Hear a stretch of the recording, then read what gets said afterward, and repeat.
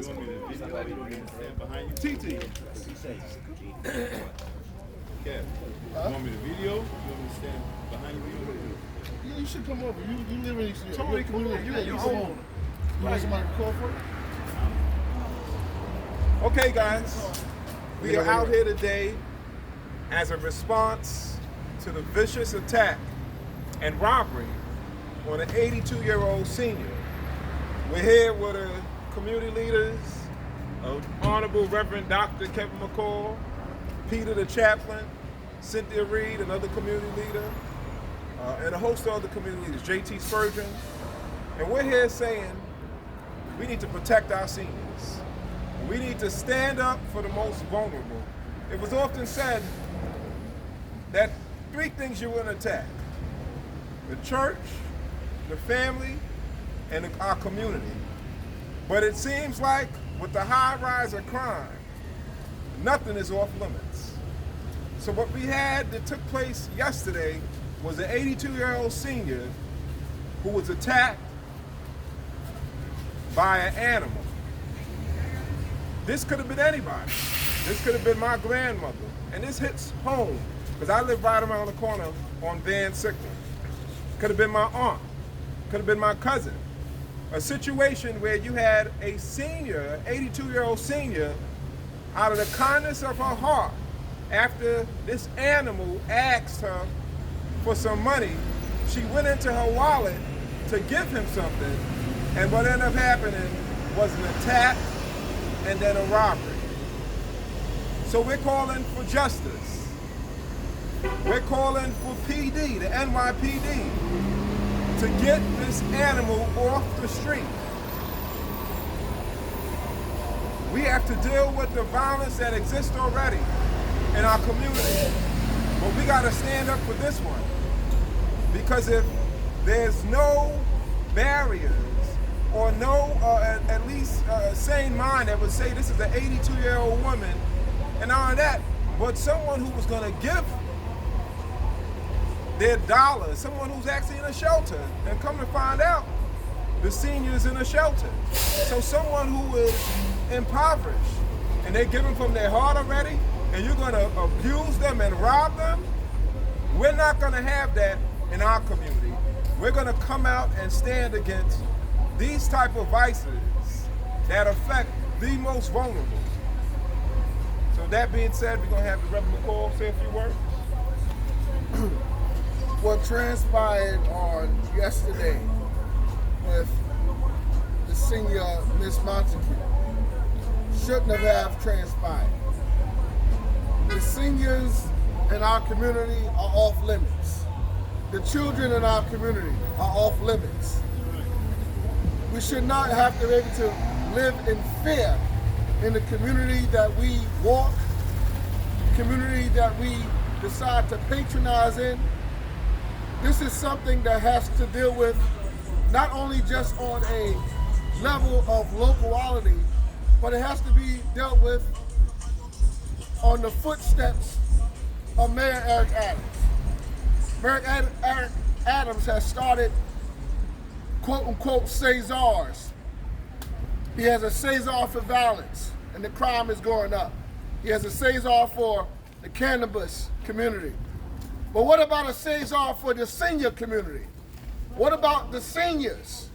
Are you not caring about the seniors who have been attacked brutally many times throughout the whole month of September and August? You see an uptick of seniors across the city. In the Bronx, a 66 years old man get injured, senior. In Queens, a 72-year-old man gets injured. In Brooklyn, another incident of a 61-year-old senior get injured. In Staten Island, a 69-year-old lady gets injured. When are we going to say enough is enough? Bad enough we have to deal with the crime, but we shouldn't have to be stopping our day-to-day lives, standing up for seniors. So if you want to do something, Mr. Mayor, if you want to do something, protect the seniors, provide resources. We're hearing that, oh, there's some services that the police department and other entities are giving for seniors. Well, the seniors cannot just learn martial arts. The seniors need more resources in the community that's going to look like they are being protected by the community. The senior needs to know their rights. They need to know they live their life. They should be able to walk as a senior in the community, and they should be respected as such. So the individual, I pray that the angels will wrestle with you until you turn yourself in for brutally assaulting and robbing this 82-year-old lady. Bad enough she has to be able to deal with the vices of New York City, and she has to be in the shelter system that don't work for her. Bad enough that she has to be able to, she took her hard-earned working money to be able to give to you, to be able to help you, and you now deface her. You now assault her. You now rob her.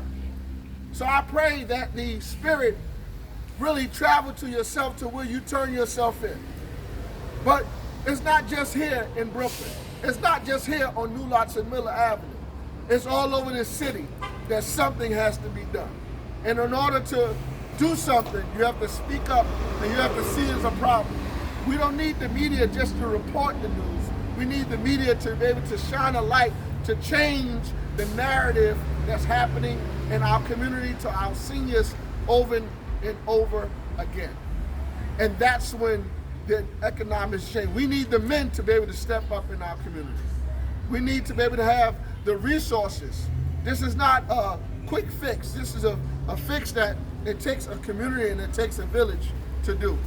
And once we have those resources, then we can be able to be a better community and we can be a better people. So we can start just doing that. If you see something, say something. There's no more, there's off limits of seniors. There's off limits of children. And there's off limits of individuals who create a crime and a vicious crime as this when you're dealing with our seniors. So we'll continue to be vigilant. We'll continue to be on this issue. This is not a one-hit wonder where you just come out and respond because it hit East New York. But like I said, it's a systematic issue around the city, and something has to be done. Yes, we're dealing with the violence with our left hand, but we have to fight for our seniors with our right. Thank you very much. All right, we got Tony Lindsay, another East New York community leader. Yeah, I just want to say something real quick.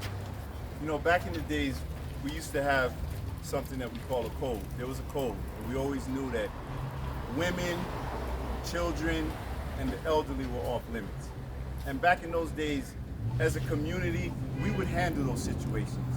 Now, there is no more code that exists today. And something that we have to understand is that, you know, our communities are under siege from a lot of politics that do not serve our best interest. And we got to really understand what's going on here, because New York City is being customized for a particular group of people at the expense of another group of people. And that group of people who's always under the foot or under the knee are people in communities like this.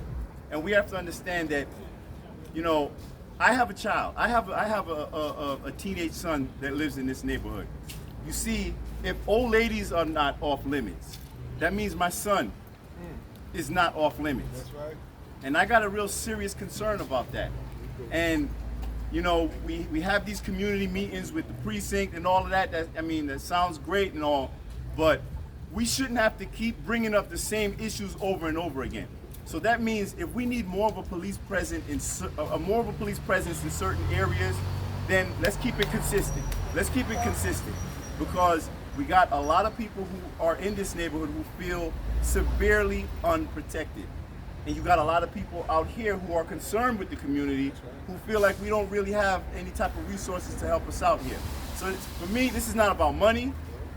This is not about a nice friendly little handshake and some some customer service type of treatment. I really want to see some tangible action that's going to make some sort of a change in this neighborhood, because I'm telling you, it's getting really bad out here. And we need to see something. And the last thing I want to say is, when Eric Adams won the position of mayor in the city, I reached out to him. I know Eric. I reached out to him and to congratulate him